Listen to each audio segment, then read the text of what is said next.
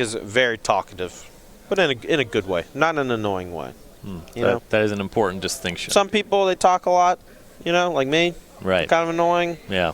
Yeah. He's got stuff to say. Ooh, self-burn.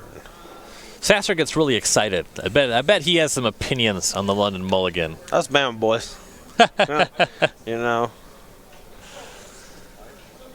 There you see Sasser putting the 1 card to the bottom for the 6 and shuffles up for Daniels to take a look at his 5.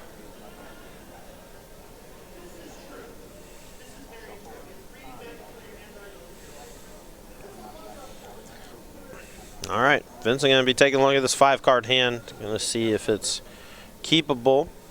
I know that when I played a bit with the Oko Urza deck, my experience was not so much the like turn 1 play 6 permanents, but way more of the have a Mox Opal for 5 turns that doesn't get turned on.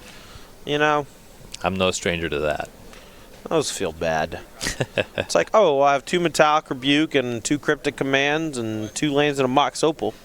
That one, I guess, I don't know. I guess we keep it. I don't know. Gilded Goose, go. Mystic Sanctuary, tapped. Yeah. Yo, my goose died to a removal spell. Your turn. Daniel's keeping on 5. Misty Rainforest and a pass. We see Sasser fetch up to cast a Noble Hierarch, going to 17 off a Breeding Pool. You know, in like round 4 or 5 or something, I watched Drake fetch Temple Garden. Second land was Field of Ruin, and he was playing against Amulet Titan because he wanted to protect from bounce land. Opponent had played turn 1 Amulet of Vigor. And opponent, on their turn 3, they were on the play. They played Talaria West, or they had 2 Amulet of Vigors, rather. They floated 2 mana off of it, cast Karn the Great Creator, and Drake looks down at his hand. He has a fetch land, which could have gotten blue mana. Force a negation, and, I don't know, like a Teferi Time Raveler or something, and just couldn't hard cast the Force of negation because he got Temple Garden, and I just yelled at him for like an hour. Yikes. I don't know what that was, but now we're back to the match. I think that was the previous recorded match. I don't know. Who cares? Doesn't Daniels matter. to 19, found a Breeding Pool. Pluto Delta is the second land. Back to Sasser, Snow-Covered Plains, and Stoneforge Mystic. It was a glitch in the Matrix. Yeah.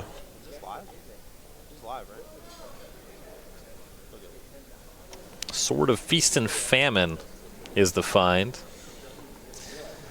Now, I actually think I peeked a multicolor spell in Vincent Daniels' hand. There's not a whole lot on his list, but Abrupt Decay is one of them in the Sultai deck. Seems like that card is going to be pretty good in this particular matchup. I'm curious if he's going to fire it off here and kill one of these creatures, or if he's going to maybe try to save it for the Sword of Feast and Famine. But that is not the face of a man who has a play this turn. No, not even a land. Sasser used Hierarch to cast Hierarch. Daniels just drew and passed. And now we get back over to Drake Sasser.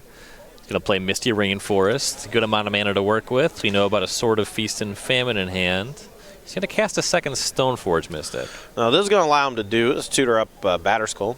And then with the first Stoneforge Mystic, he's able to put the Batterskull onto the battlefield. Next turn, he can follow that up with Sword of Feast and Famine. And he can do all this without actually casting spells thanks to the Stoneforge Mystic's ability. Which allows him to play around those counterspells. It could be Vincent Daniels' hand.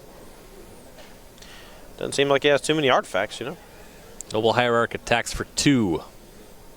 Daniels to 17. I'm going to have to talk to him about that one, too. How's that? Because now his Stoneforge Mystic is going to get blown up in response to the fetch. He's not going to be able to put the Batterskull in. Or, that could have happened. Yeah, so you would have liked to have seen him just fetch before he attacks. Yes. Fetch before attack is the safest play. This is very Legacy-esque because Stoneforge Mystic saw a ton of Legacy play for a very long time. And little things like that, the little micro interactions between fetch lands, activated abilities and such, really sometimes just completely boned you if you did them out of sequence.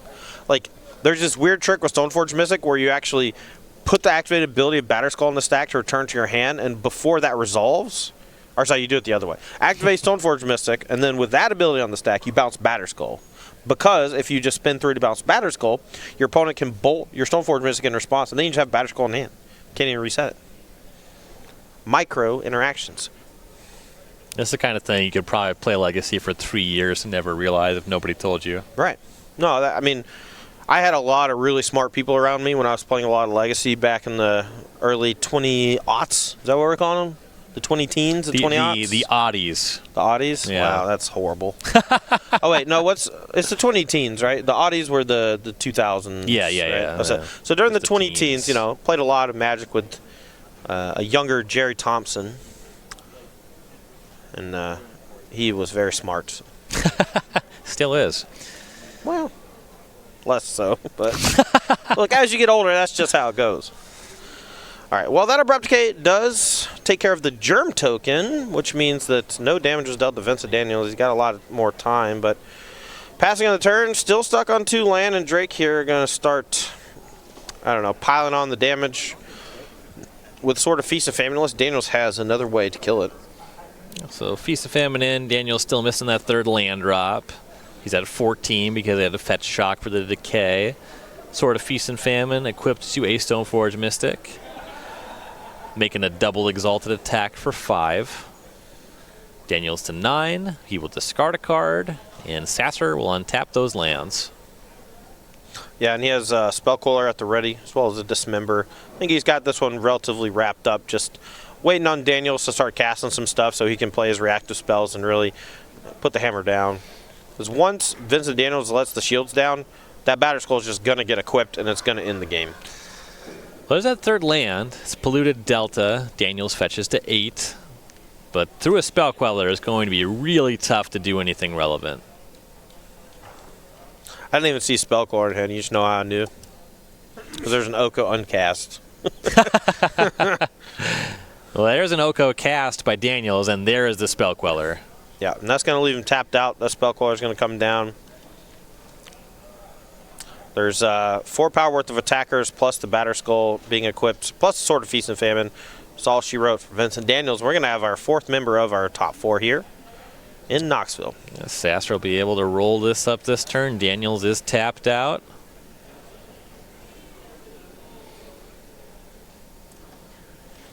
Doing some rudimentary arithmetic. You don't want to miss it. Even us Bama boys can figure out 1 + 1 + 2 + 2 + 4. I mean, okay? Yeah, it's 1 + 2 + 4 + 1 + 1 if you just want to attack with a Stoneforge Mystic. Fetches to 15. Here's that equip. Stoneforge Mystic. Lethal on its own, lethal with the team, however you want to do it. Cast another spell, whatever. Noble Hierarch. Overkill. Here comes the Mystic. If you remember those Exalted triggers, you're good here. 7 + 3, that's 10. Vincent Daniels dispatched by Drake Sasser.